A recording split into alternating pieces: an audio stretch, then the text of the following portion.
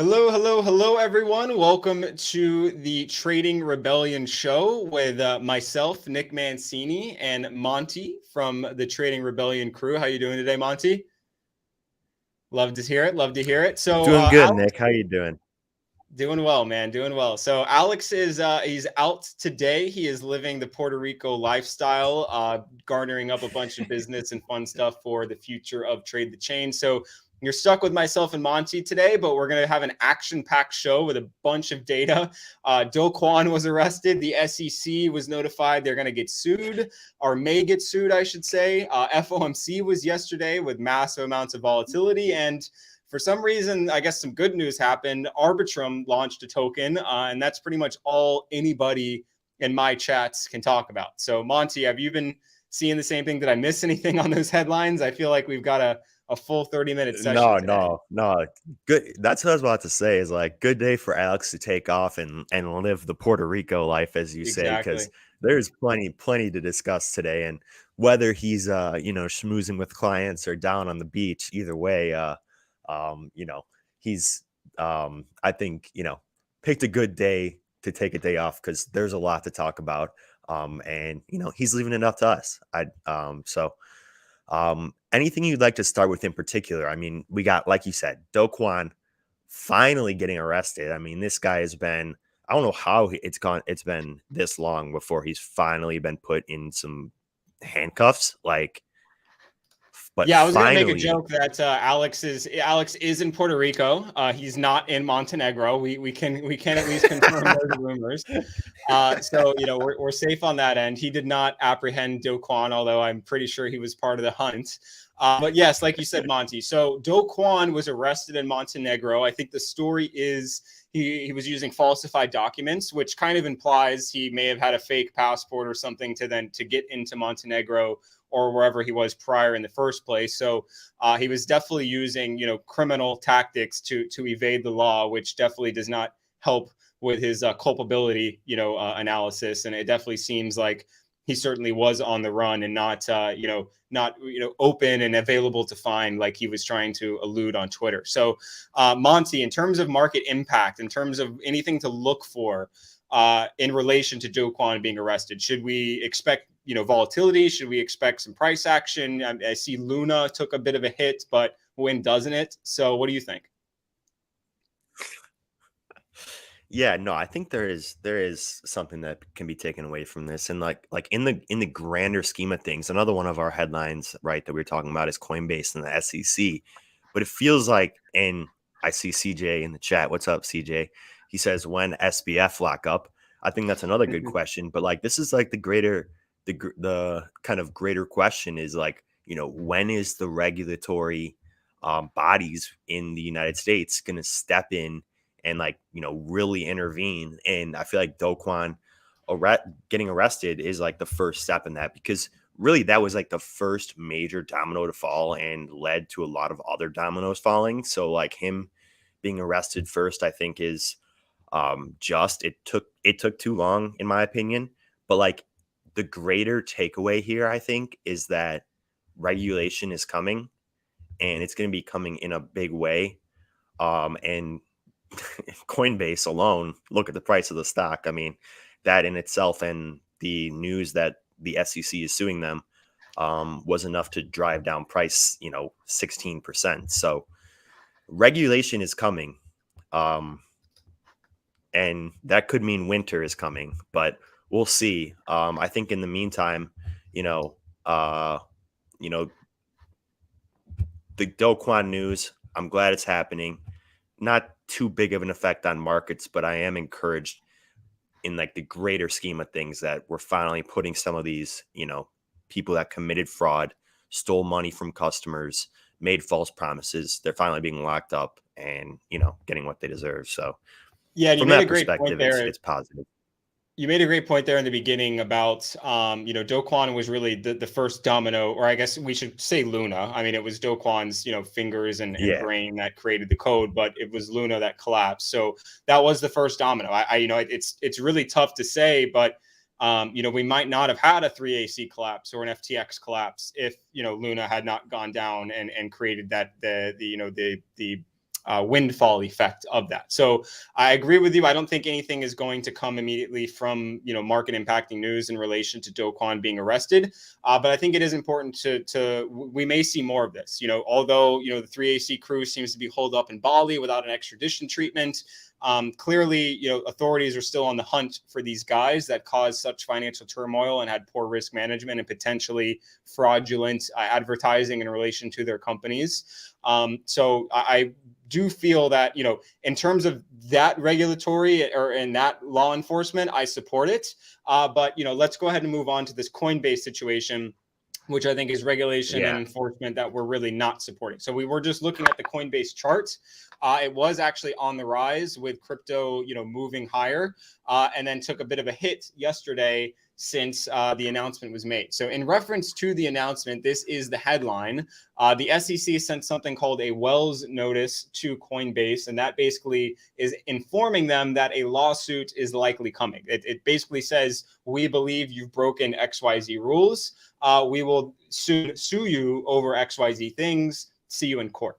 And so the interesting thing about that is, I don't know if I'm going to be able to pinpoint it in this article, but the SEC basically said, you're selling securities, you're allowing trading of securities, but we're not going to tell you what securities those are. You have to figure that out. And if someone comes into your house and says, we think you stole something, but we have no clue what you stole, that's not how you enact a search warrant. You can't just say, we think you have something stolen in here. It has to be this bike is stolen and in this property. So it's very fascinating from a legal perspective, when you're just kind of using basic logic here of their filing or of their Wells notice. And if we move forward, the Coinbase, I recommend everybody do read this, but they basically created their own rebuttal on their blog. And basically the most blunt part about it is the title. We asked the SEC for reasonable crypto rules for Americans. We got legal threats instead. And I think there's a point in here where they contacted the SEC more than 30 times, spent millions drafting rules to use with the SEC to allow them to do more business. And by the way, they already filed with the SEC to go public 3 years ago. 3 years ago, and the SEC approved them and the assets and the listing process that they had. Now they're being sued retroactively after trying to do good. That's what I find fascinating. So Monty, please, enlighten us on your perspective and what you think may happen from this. It's funny because in our community, I've taken a strong opinion on Coinbase in the last few months.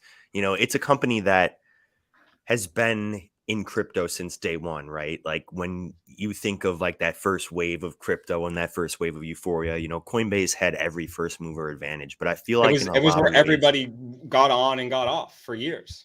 Yeah, exactly. That was really the only way to do it, unless you were like, trading perps on BitMEX a bit later. But for the using time local being, Bitcoins, RIP. Yeah, man, those were the good old days. Those are the good old days. I wish I had a time machine. But, I think this Coinbase news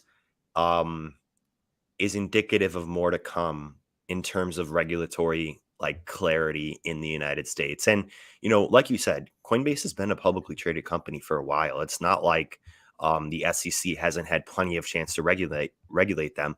But I feel like now that everything has happened in the last 6 months, we've seen major exchanges fail like FTX. It's forcing the hand of regulators. And, obviously there are two sides to every story, and the SEC and Gary Gensler will tell you one thing, and Coinbase's perspective is obviously that we're trying to make reasonable reasonable jurisdictions for our traders to trade in, and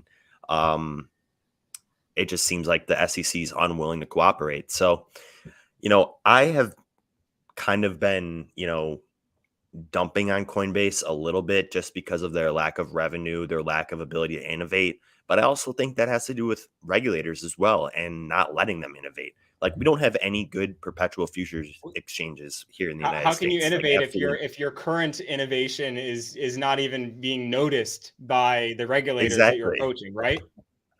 Exactly. So it's like that makes me really bearish on the stock overall. Not to say that I would get shorted anything today. Obviously, it's down 16%, but that's sort of that's just it's just a clear warning. Like all it takes is just one headline from the SEC, one Wells notice, and price drops 16%. Well, Like that is a dangerous stock to be trading. do we think that coin, the stock coin, may start trading like the cryptocurrency XRP? Because XRP is obviously, That the closest crypto to the SEC in terms of a lawsuit, in terms of benchmarking what may happen. And, just to kind of curl it back a little bit, I'm not, although I agree with Monty's coin stock analysis, I'm not overall bearish on crypto or Coinbase as a whole, other than in the immediate term, because I do think that the legal argument the SEC is using is flawed. I watched them get, pretty much their butts kicked by Grayscale and Ripple so far, and basically telling someone that they're doing something illegal without being able to tell them exactly what that illegality is to me a big issue in the court system. So I'm not a lawyer. You don't have to listen to me. You probably shouldn't. But in that perspective, I'm not entirely worried about crypto moving forward, because the lawsuit's going to take years, and the company is still going to be allowed to operate, as we've seen with Ripple. And I think they're the best postured to fight this based on their legal case and their response so far, and obviously all the actions they took in the years prior to make a difference. They weren't sitting in the shadows. They were right, front and center. So, but talking about trading, talking about volatility, talking about opportunities from this, will coin start to trade a little bit like XRP? Will we see extreme volatility that starts with fundamentals and then kind of moves over into the technicals with, a lot of people moving into, a small window? So good news for coin means a 50% jump because everybody's paying attention. And then bad news for coin could mean a 50% drop. Do you see that in the future, or do you think we're going to be stuck in this ugly little range? And I'll go ahead and bring the chart up really quick. Yeah, I think that's a very apt comparison, right? Because we're talking about two assets here, XRP and Coinbase, that are dealing with essentially what is a binary outcome in terms of regulation. And, I do think you're right. I do think that, we will see Coinbase start to trade like Ripple because, essentially, either they win this lawsuit and price skyrockets, or they lose the lawsuit and price drops like a rock. And that's not what I like to trade. Like, I don't like to trade anything that's just like straight up, you know, uh, based on a binary outcome. I like to like more look for things that are either trending or showing higher chances of risk reward. But to me right now, you know, like you said, I'm no lawyer, but like you don't fight the Fed, and also I'd say you don't fight Gary Gensler either, because he can pretty much do whatever he wants to Coinbase, and no matter what the blogs they put out, and no matter how they try and position themselves, at the end of the day, the SEC really is the governing body that can dictate what happens with this stock, and because of that, for me, I'm not trading it right now. I will say the one caveat to that perspective is, at the end of the day, the courtroom and the judge does make law. So fortunately for us, the SEC does not make law. They suggest law, which is either accepted or denied by the judges, the DOJ, if you will. So fortunately, Gary Gensler is not, all of our daddies, but he's certainly, I would call him an uncle to some degree. So there's still a chance that he does not, come out a victor, but he certainly has the upper hand right now, which I don't think any of us can really argue against. So, but not exactly bullish on coin, but we do expect some serious volatility in the future as more news wires come in with the ticker Coinbase included. So trust me, the Bloomberg terminal will be very active on coin over the next 6 to 12 months. Oh yeah. Moving forward, so the big news that happened yesterday was the federal interest rate decision. And for some reason, my economic report did not add any of the data, so not very useful there. But let's just go ahead and bring it to the Bitcoin chart, because I think that it tells us exactly when it happened. So yesterday around 11 p.m. or 11 a.m. Pacific, 2 p.m. Eastern, the FOMC rate hike decision was announced. It was 25 basis points, which was expected with a 80 to 90% likelihood by the prediction markets. And so just to summarize, why did the Fed do this? Well, they're faced with a banking crisis. They just increased their balance sheet, but they're still dealing with inflation, and they cannot have the market think that they're going to run and hide every time the going gets hot. The Fed has to basically posture themselves as being the smartest people in the room, the strongest people in the room, and the most intelligent. So what happened is that the Fed, basically had to show their guns, and they don't have too many guns left though, which is why the market, I think, is lifting back up today. The market's beginning to call the Fed's bluff. Like you just said, Monty, I've said it many times before. You don't really fight the Fed, but eventually, contrarianism takes hold, and you have to make a decision and understand, whether it is a good time to bet against Jerome Powell, because eventually it will be. So in this perspective, we got 25 basis points, but the key language associated with that was that, and of course, I'm not going to use Jerome Powell's specific jargon, but to summarize, lower or less rate hikes in the future with the potential to stop pretty soon. And to kind of summarize, and Monty, please hop in if I'm kind of mischaracterizing it, but basically the market's only expect about one more 25 basis point hike before the cap comes.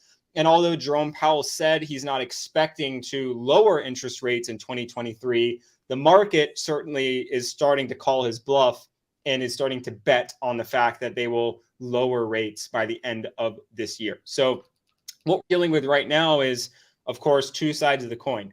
You're bullish because the interest rates should cap soon. Fed balance sheet is rising, but you're probably also bearish because inflation is rising, and you still don't know if you can bet against the Fed right this second. So those are the two things we're dealing with. And Monty, I'd love your perspective on kind of what happens next. Or is it kind of free roam until PCE and CPI, or are we still going to be in this constant fear state until the next FOMC meeting? Yeah, I think that's a good question. And if you could just throw up my chart Yes, sir. that I got here. And shout out to CJ for this one. This is something we discussed a little bit this morning. But, one thing that we like to talk about is the way that retail traders are positioned. And when you look at this chart, right, one thing that you'll notice is this yellow line here is retail traders. So as we continue to climb higher in the NASDAQ, retail traders continue to get shorter and shorter, and more shorts and more puts pile in. So like traders are net short. This is COT data, Commitment of Traders, published weekly. But as you can see, it is right now, retail traders are pretty overwhelmingly short. The last time we saw shorts to this degree was around here, which did in fact mark somewhat of a local bottom. So, and one thing that's even more important, I would argue, is look at this here. The diminishing, this green here is large speculators and their short positions. So as you can see, large speculators are slowly exiting out of their shorts. I think that's also an encouraging sign that we could see continued positive price action in the NASDAQ. And on the back of this, we have so many retail traders that are, protecting themselves to the downside with puts right now. If those puts unwind as the institutional traders, continue to get less and less short, that could propel this market higher and really crush a lot of the bears. And that's honestly kind of where I'm leaning in the next couple of days to weeks, is continued positive price action in the NASDAQ. And that's just based on the way that, regardless of, like you said, a lot of people are still bearish because of inflation, and a lot of people are trying to protect themselves to the downside. That also creates, from a risk reward perspective, I think a greater reward opportunity to the upside, because if we do get any slightly positive price action on the back of these large speculators closing out their puts, which it seems like we already are, then it will force these retail traders to close their puts and further drive us higher. So, I think that that's a really important point to consider, is just how everyone in the market is conditioned or positioned, both large speculators and commercial or retail traders alike. And right now, retail traders are very much protecting themselves to the downside. So I find that quite interesting. But from a Bitcoin perspective, Nick, I I'm a bit concerned. One thing that uh, CJ and I like to talk about is, looking at volume is basically kind of the only thing you can rely on as a leading indicator. And, you know, we have some clearly diminishing bullish volume here. Today, we'll see how this candle closes up. But, while that's happening, we also have increasing bearish volume as well. Not necessarily what you'd want to see if you were expecting a break higher. That being said, liquidations have also played a large role. We had $106 million in liquidations that allowed us to drive a little bit higher today. People were expecting some continuation on this bearish engulfing candle. Didn't get it, got squeezed out, drove us back up. But that may not be sustained. Last thing I'll say, Nick, before I pass it back over to you, is Bitcoin dominance. We talked about this on Monday. And Going up. I'm not necessarily it's going up, but I'm not necessarily convinced yet that this is the end of like mean reversion. Like I said, there's been a lot of short squeezing going on, and that tends to hurt the alts more than it hurts Bitcoin. But never underestimate like how high Bitcoin dominance can go. I mean, we've seen it reach levels. If I zoom out here, keep zooming, Forever and ever. keep zooming. You can see like back in the beginning of 2021, But Bitcoin also look at dominance was that all the way up range. to How long is that range? A 2-year range of BTCD? yeah, Yeah, yeah, and interestingly enough, Bitcoin didn't look too different from that after breaking out of its current range. So, although yeah, I do agree with exactly. you do want to typically short resistance. I think now is the time to have an eye out for the possibility that Bitcoin dominance could still potentially break out. Although not, I would typically short this, and if I could short, I probably would do it, 25% entry here with a stop above the highs. But just based on the Bitcoin chart, it did break out of a very similar range. Yeah, and you're spot on in that. This is a make or break level for Bitcoin dominance, 48%. As you can see, this is where we got rejected before, and after that rejection, like we saw some very positive price action in coins like Lido, coins like OP. This is when all those coins were pumping, and we saw some serious outperformance from the altcoins. And although I do think there is a chance that Bitcoin dominance breaks higher, goes into the 50th percentile, typically we do get some mean reversion. And in the meantime, that means outperformance from the altcoins. And because of that, I don't mind getting long ETH. That being said, it is suffering from the same issues of diminishing volume, increasing bearish volume. If we look at a bigger exchange like Yeah, Coinbase, I I'm will sure I we'll will see the say same anytime you thing. do see decreasing volume on increasing price, it is typically a sign that some type of reversal is coming. Although, I will say Bitcoin is one of the more special assets in terms of this analysis because we have watched it go up quite a bit more even when that phenomenon is occurring. So it's certainly not an end all be all, but it's one of those signals where it's like, if we keep getting stopped around resistance, I may want to keep adding to my shorts. So Yeah, yeah. And last thing, we CJ and I did publish a long ETH trade insight on the back of that Bitcoin dominance chart when we were getting this bullish engulfing candle at the bottom of this downtrend here. I'm not quite ready to call it quits on that one yet. I think that ETH still could potentially play some catch up with Bitcoin. It's still underperforming, and that's evident from Bitcoin dominance. So I don't think going long ETH here, obviously when you look at this chart, you see these wicks here. This is indicative of sell pressure confirming 1850 is a critical level.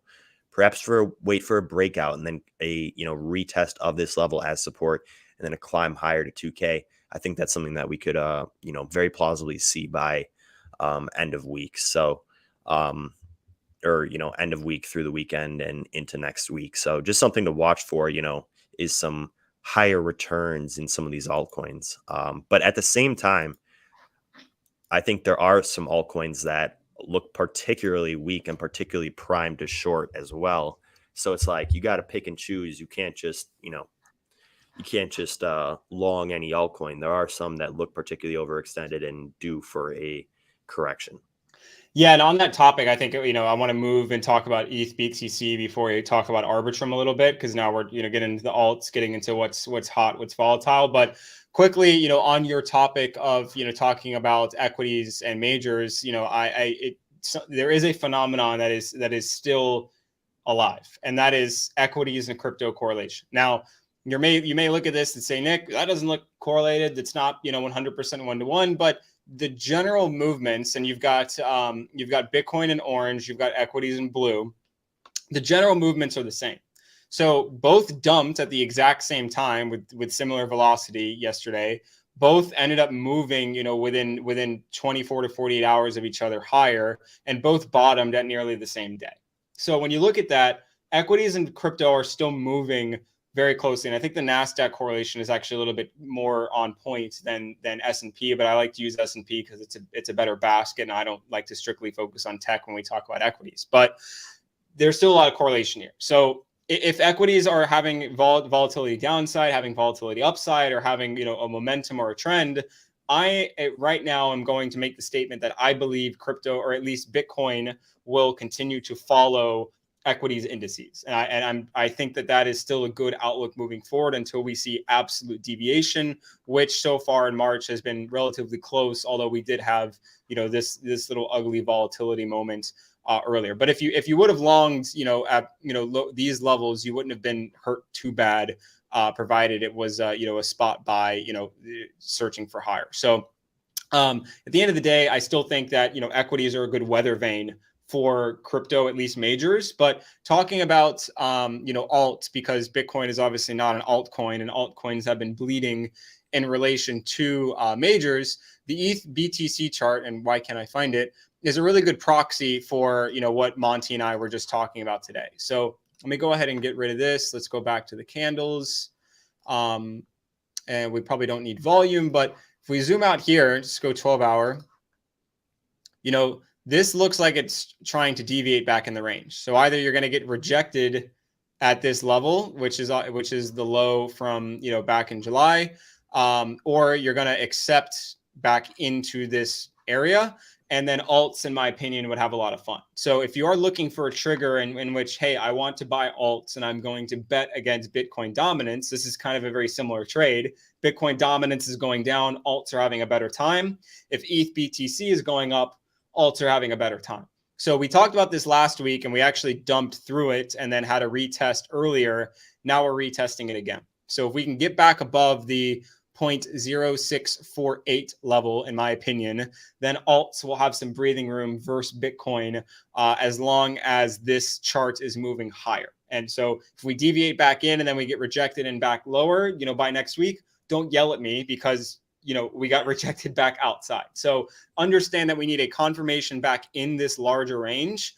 If we get a confirmation back in this larger range, alts have a much better narrative than they have previously, because Bitcoin has been the focus due to the banking woes. And of course, Bitcoin was created for this. Alts were not. So we want the narrative to kind of transition into alts getting hot, because that's where a lot of our juicy volatility comes from. And we know the typical crypto cycle: Bitcoin first, then ETH, then alts, then rinse and repeat. So we want to see that continue to happen. If it does not, then we have to start assessing new types of cycles and different approaches to the market. So let's hope that Old Faithful is working. What do you think about ETH BTC, Monty? Because you're obviously long ETH, but what do you think? You talked about Bitcoin dominance and seemed a little bearish on it. So are you bullish ETH Bitcoin, and do you think that alts may have their time in the sun soon? Yeah, I do, Nick. And I really like how you've kind of defined this critical level here, because for me it's very much the same, right? Like, if ETH BTC breaks above that critical level, that's when we'll get Bitcoin dominance start to turn down, pull back towards the moving average. Not necessarily that it's, that it's topped, but it is widely diverged from the moving average. So it could plausibly pull back, ETH make a nice move, and like you said, that typically leads to the altcoins having a pretty good time. And we're seeing, part of that today. I think part of ETH's outperformance is also due to the Arbitrum airdrop, which we'll get to in a moment. But that's exactly what I'd be looking for, Nick. That right there is, either getting above that level, confirmation of support, then we go higher. That's a sign that, hey, maybe time to take some risk. Look at the altcoins. I'd be looking at ETH specifically, also things like BNB, like I mentioned before. But if we do get that rejection, that red line that Nick drew there, then then you want to be in Bitcoin or out altogether. So that's basically how I've positioned myself. And right now I am currently long ETH. But if we get that rejection from that level and start to see more downward price action in the ETH BTC pair, I'm willing to exit that trade. Yeah, and I think if you can use this, to use that weather vane term again, you can kind of use this as your alt weather vane. So if this does break up, I'm probably scaling into alts with you. As long as it's below this line, I'm probably ignoring alts except for Arbitrum. So let's go ahead and talk about Arbitrum because I think it's definitely worthwhile. I'm going to pull up the Dune analytics chart. So if you guys don't know what Dune is, it's pretty much an open source data platform for Web3. Anybody can code various, tools, and it's very useful for, of course, all of the new stuff that, isn't yet on Nansen or Trade the Chain or anything like that. So the total airdrop amount is 1.1 or 1.1 billion tokens. 630,000 people received Arbitrum token airdrop. That's a lot of people. I'm not going to lie. You can see, the how many people received specific amounts. But I think one of the fascinating things is, the total number of claims when you're watching the chart. So 56% of Arbitrum of the airdrop has been claimed. That means 44% still have not claimed. Now, it's safe to assume that not all 40% of those people are going to sell. But that is still supply that is yet to be introduced into the market. So if you're thinking about your demands, obviously the number of supply that is still outstanding is still, it's decreasing, but you still have nearly half of the supply that is yet to be introduced. So if you are getting long here, I would be careful. And maybe we pull up, or actually I'll stop here before we get to the Arbitrum chart, because then we'll start talking about context and all that. But in terms of, stats and airdrops, this is a very large airdrop, Monty. It's already, I think, a $1.4 billion asset in terms of market cap. So, what are you expecting from this in terms of users and claims in relation to price action? I know a lot of people had issues claiming that. Obviously, that seems to be, slowing down in terms of number of issues. But once we're all claimed, what do you think is going to happen? Is Arbitrum going to be the token of the year? That's a good question. And this morning I was trying to claim my tokens, and just was getting the spinning wheel of death. wasn't quite working. I was eventually able to claim my tokens. And you do make a great point in that, we still have like 44% of supply overhead. That's always important to consider because, like you said, although it's not all going to translate into sell pressure, you can assume that a good amount of that will be dumped because they participate in the airdrop, got in early. That being said, price has already fluctuated quite a bit. And if you want to pull up the chart, yeah, let me go and pull it up. I don't want to pull up the exchange chart. Go Qcoin, probably give us some good data. Check that out. Check that wick out. $12. Yeah. Let's go to 1 minute because it's still pretty fresh. And I'll get rid of some of these. And you can see, right, like it's leveling off here, which is what you'd expect after an airdrop. We talk about this on Monday. Like when you get these sort of airdrops, it's of course that, these early receivers of the tokens are going to, dump early and attempt to reaccumulate later. That is what we've seen with pretty much every airdrop in crypto that's ever happened. And this has been no different. That being said, I do think that, although there is that 44% supply still overhead, I feel like we've reached a level now where, although this is the 1 minute chart, I'm not jumping to anything, not jumping to any conclusions too quickly, giving it some time to. You're not all in on the 1 minute chart. Should I go 30 seconds for you, or yeah?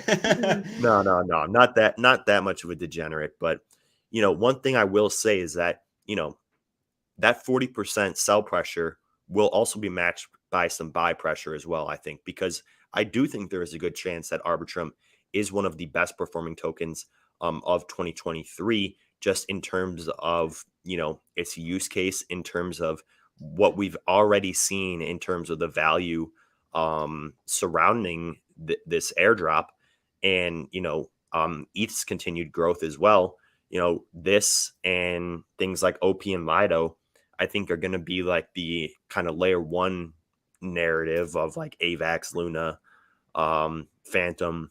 I think that, looking at these ETH plays like Arbitrum will be, the next big wave of hype. And, we're already seeing a little bit with this airdrop, quite evidently with that $1.2 billion. So, If I but had to what make are a your thoughts on guess, this chart? and I've been my last guess was pretty good, so I'm gonna make another one just because I'm rolling a little hot right now. I successfully predicted the Stay hot. rise in FOMC, the dump on FOMC, and then the subsequent rise today. So what I think is probably going to happen, just based on the support and resistance line. So again, this is the 1 minute chart. This may not even last for 10 hours.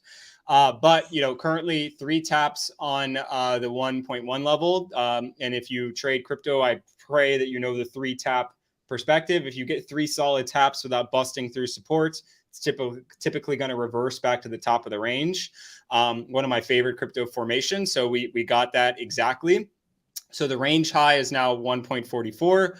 Range low is now 1.1. We've been slowly soaking up up to the range high. We're probably around the 618 fib level. So what I would expect is something like this, and then we make it up to the demand zone, and then we'll probably sell off a little bit. I'd expect back to mid-range, and then I would expect something like this. So probably another 3 tap around mid-range.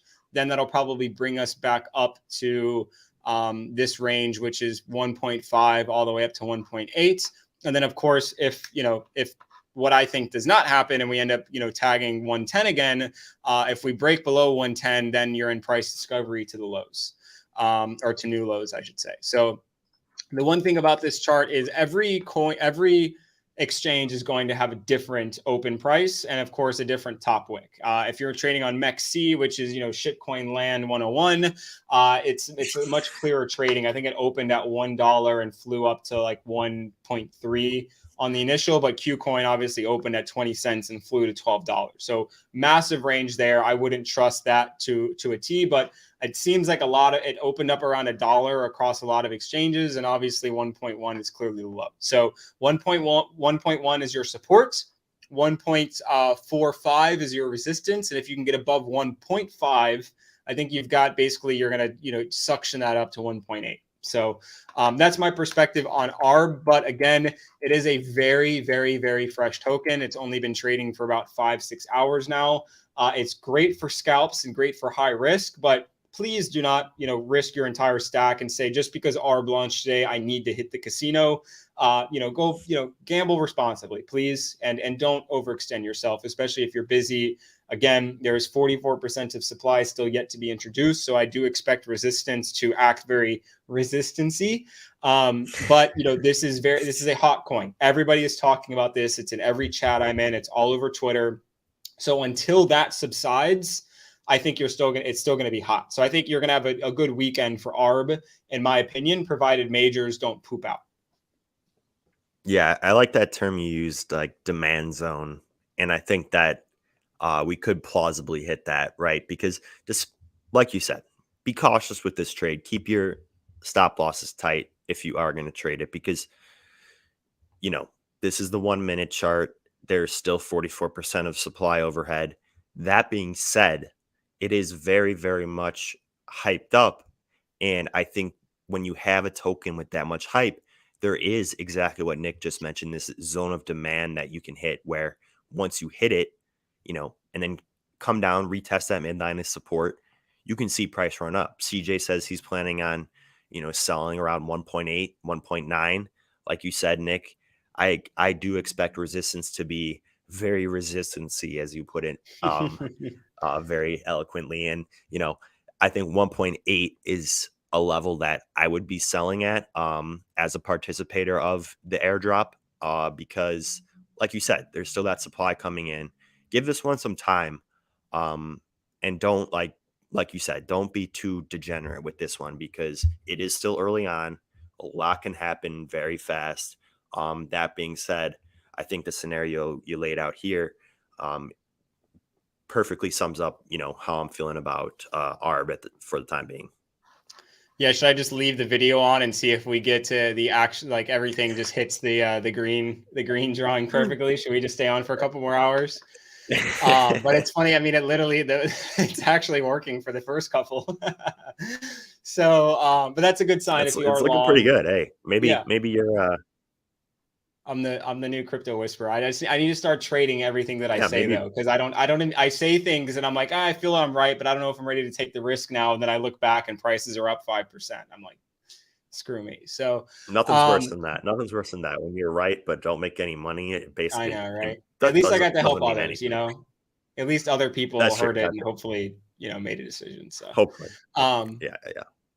But so I think, I mean, we covered a lot today. It was very heavy news past couple of weeks, and apologies to it's not our fault, but we do understand that not everybody has the job that Monty and I have to dissect all this info all the time. So I'm sure it can be quite a headache, but that's why we're here to break it down, make sure it makes sense to you, and also give actionable trade information so that you can take this analysis and make hopefully make a chunk of change off of it. Again, none of this is investment advice. Monty and I, while experts in our craft, are not investment advisors and do not advise following any of our trades to a T. All of this is just analysis and guidance so that you can make your own decisions with your own trading. So with that being said, Monty and I are going to sign off. We will see you again next week, hopefully back with Alex after he's done with his undercover FBI stint, not in Montenegro. So thanks so much, everybody, for joining us. We'll see you next week. Monty, any closing words? No, just take care, everyone. Thanks so much for watching, and we will see you on Monday. Alrighty. Peace out, everybody. Take care.